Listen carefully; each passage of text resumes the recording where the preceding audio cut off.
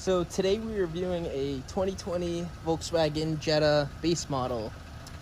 This car, honestly, I love this paint. The paintwork is incredible, as you can see. Just those little sparkles in it make it so nice in the sunlight. And this front end is awesome. I think that it has probably one of the best front ends in the business right now, as far as where its price point sits at. This one's probably about $18,600 US. The rims are really nice. They come with real rims in this base model. We'll go over here to the back. Obviously you can see that the body lines are hard as they continue on to the back of the car. And I mean, even the rear end looks pretty nice. Nothing special, but overall I think Volkswagen gives it a timeless design. Yeah, so this interior is okay at the best. I mean, it's comfortable, but we got leatherette seats here, a lot of hard plastic, buttons of medium quality, but a nice steering wheel. The little D shape. Also has this nice sunroof with the shade. And so you can see that. And this little windbreaker pops up. I had one of these in my Sonata. We're gonna close that because I'm burning alive here. Really toasting in this hot sun. And then you can shut the sunshade shade as well. But this is as much protection as it gives you. I would have opted for a harder material here, just to give you a little more coverage from that sun, especially down here in Georgia where it's really hot. Over here we have this little fancy clock when the radio is off. Kind of a nice touch here by Volkswagen. Back seat, or behind me, I am 5'9"-ish. I'm not gonna round up to 5'10", unfortunately. Probably never in my life, but yeah. See, the point is I'm not too tall. I can fit behind myself actually rather well. It's comfortable in here. I think that the only place this car lacks as far as space goes is I wish it was a little wider. My Elantra's a bit wider. I don't know the exact measurements, but they'll be listed here in the video. But overall, I would say that if this car was a little wider, it would be, it would make a lot of more room for, the interior passengers. These back seats are comfortable, but note there are no vents, so essentially whatever temperature is up there. We experienced this with the Air earlier. We got in, hot summer day here in Georgia, and they turned the AC full blast, and by the time that Air got down to here, it was not making any sort of difference, especially if you have this sunshade open. You honestly you feel nothing back here as far as the temperature goes. You'd really have to crank the AC for your rear passengers to feel it on a hot day. It's unfortunate that they didn't do any venting down here, but you gotta save money somewhere. Car reviews have cars moving, we thought. Today we are on vacation. I'm in Georgia. I'm reviewing a 2020 Jetta base model today. So sitting in this interior, we're in leatherette seats that get extremely hot in the summer, especially down here in Georgia. We have this interesting shift knob here that kind of just feels of low quality, and that's really the common theme in this car. The engine sounds horrible. It's a 1.4 liter 4-cylinder making 147 horsepower, and yeah, you don't really feel any sort of power with this car. It really doesn't do well as far as any sort of performance category.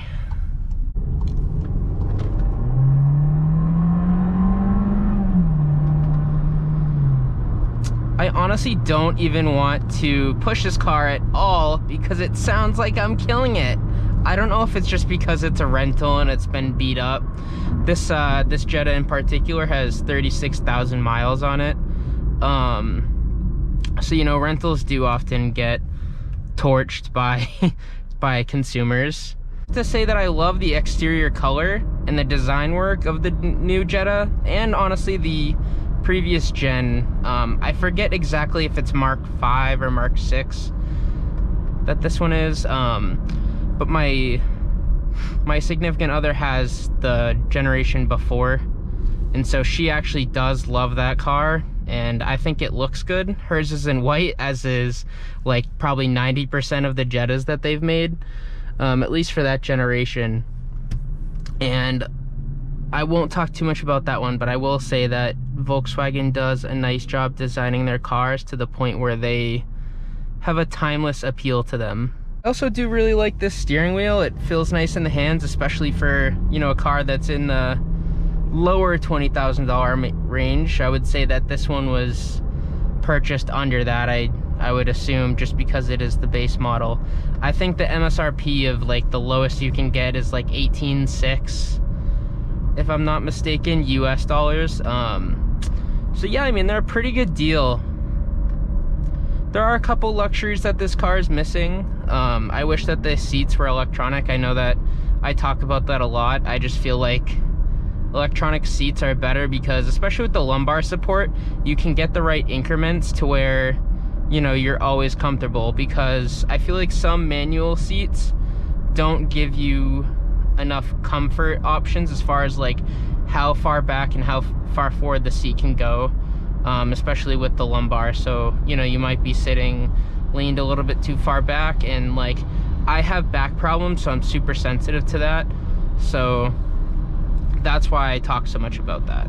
So the brake pedal and the gas pedal are super touchy in this car. I mean, I drive, you know, a 21 Elantra. I drive a modern car, so I know that that is often the theme with modern cars, is that the accelerator and the brake pedal are just super sensitive, and like you kind of have to like get used to touching them lightly at a time. And I just think that this one is on another level of that. And like when you want power and you ask for power, it doesn't really know. It went up to 2,000 RPMs at first, and then it like started going towards 3. But so I feel like there's just a huge disconnect as far as maybe it's something with the torque converter. I don't know, but I mean, we're not looking for performance in this car anyway, so let's talk about something different. I have to say that this car is loaded with some pretty good safety features. We have blind spot monitoring, which is awesome, and when I change lanes and the light's on, it doesn't beep at me like it does in my Elantra, which I do like that. Gauge cluster is analog. It does look good. There's a nice appeal to it. Funny thing is, the odometer doesn't always show, so, you know, it says 36,000 miles, but when I first got in this car, I was like, how many miles are on it? Just, you know, curious. It took me a good 5 minutes to find that. To find out how to work that little menu. I don't know if you guys can see it, that little menu just below in the center of the gauge cluster. It has a specific button, which I honestly can't even remember off the top of my head now. I just think that there are some things that are harder to work in this car that, you know, they wouldn't just be super intuitive, like when you get in, and you can't just like get in and go with this car. Another instance of that would be, we had a really hard issue connecting to Bluetooth when we first got in this Jetta. I ended up figuring it out today, but so we essentially, it would just keep trying to connect to the previous renter's phone.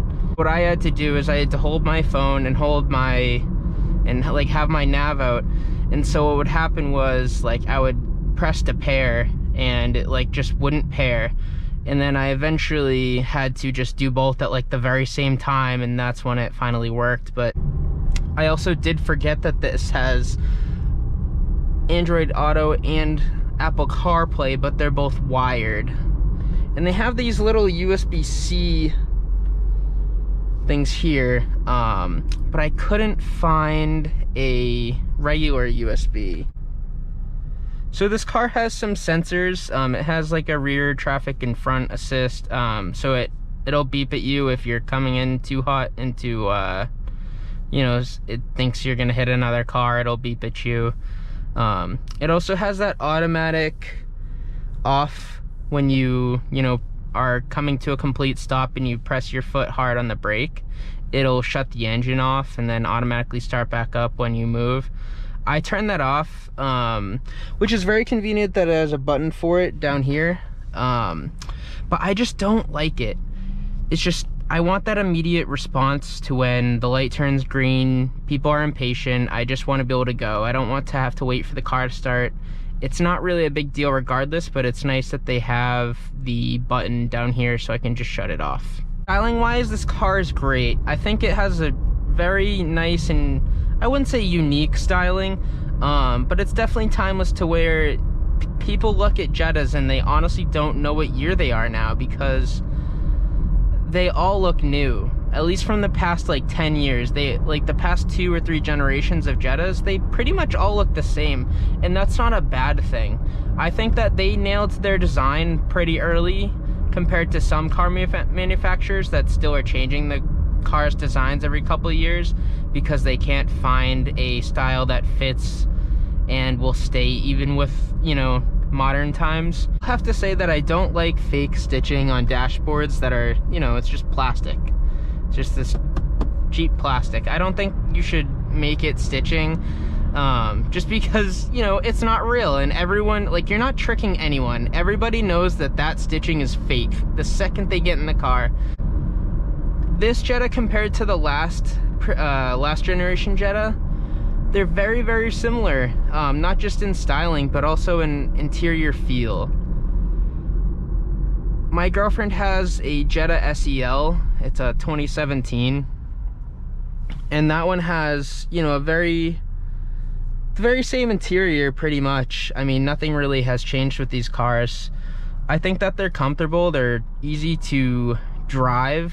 The infotainment stuff can be a little tricky, but for someone who's just going to be dailying this car, you're obviously going to pick it up pretty fast.